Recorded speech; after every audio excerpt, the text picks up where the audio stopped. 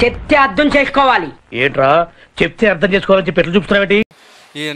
నాకు నిన్న ఒక ఆమె ఎక్కింది మౌనార్ నుంచి షాద్నగర్కు. ఎక్కి మళ్ళీ మొహం కడుక్కొని ఫెయిర్ అండ్ లవ్లీ రుద్దుకొని మళ్ళీ బస్సు వచ్చి ఎక్కింది మేడం.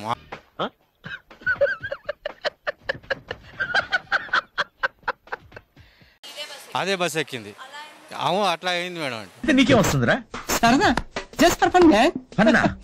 బస్సుకు మౌనార్ నుంచి మళ్ళీ షాద్నగర్కు అంటే అట్లా మిస్యూజ్ చేస్తుండ్రు ఎక్కువ.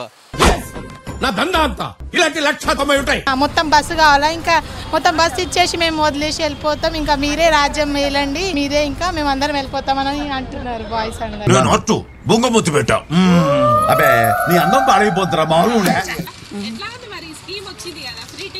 ఫుల్ హ్యాపీగా ఉంది. బట్ మొబైల్ కూడా హాఫ్ టికెట్ ఉంటే బాగుండేది. ఆశ ఇలా ఆశపడిపోతూ ఉంటే జీవితం ఏమవుతుంది? ఏదో ఒక రోజు అప్పడంలా పగిలిపోతుంది.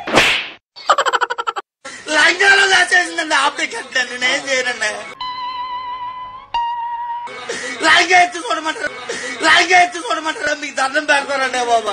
వద్దు, నాకే బతుకొద్దు. లంగాలో దాచేసిందండి హాఫ్ టికెట్. ఇదొక హఠాత్ పరిణామం, ఎవరు ఊహించినటువంటిది.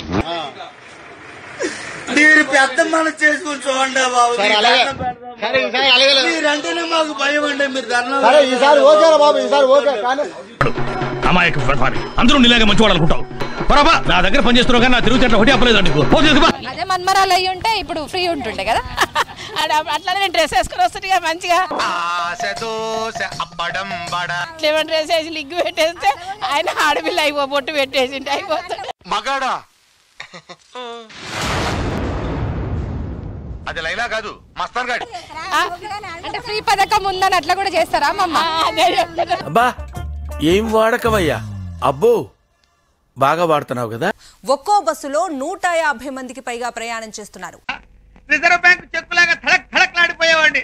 ఇప్పుడు చూడు, రోడ్డు రోలల కింద పడ్డ కంకర్రాయిలాగా ఎలా కమిలిపోయాను.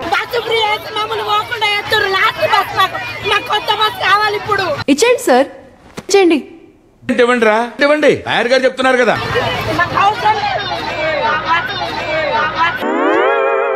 ఏంటి నా డౌట్స్ ఉన్నాయి. ఇందాక నువ్వు నన్ను తిట్టింది బూతులే కదా. డౌటా? ఓహో. అమ్మా నేను కండక్టర్ని, కాస్త దారిస్తే బస్సులోకి వచ్చేస్తా అంటూ చెప్పింది ఆమె. ఏంటి ప్రాబ్లం? కోపంతో ఊగిపోయిన ఆ ప్రయాణికులు కండక్టర్ మీద బూతులు లఘించుకున్నారు. తిట్టదని చెప్పరా? ఆ తిట్లు విని నిర్ఘాంతపోయిన ఆ కండక్టర్ కన్నీటి పర్యంతమైంది. మూర్తి గారు, ఇలాంటప్పుడే గుండె రాయి చేసుకోవాలి.